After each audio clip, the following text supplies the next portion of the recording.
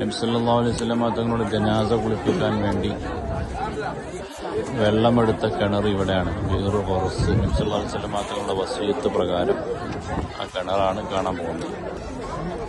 ഇതാണ് നബി സല്ലല്ലാഹു അലൈഹി വസല്ലം തങ്ങളുടെ ജനാസ കുളിപ്പിക്കാൻ വേണ്ടി വെള്ളം എടുത്ത കിണർ. മദീനയിലാണ്.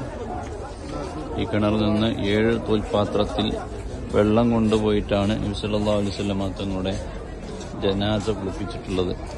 പിന്നീട് നിരവധി സ്വഹാബത്ത് ഈ വെള്ളം കൊണ്ട് തന്നെ കുളിപ്പിക്കണമെന്ന് പറയുകയും പല സ്വഹാബികളുടെ മയ്യത്ത് കുളിപ്പിച്ചതും ഈ കിണറിലുള്ള വെള്ളത്തിൽ നിന്നായിരുന്നു.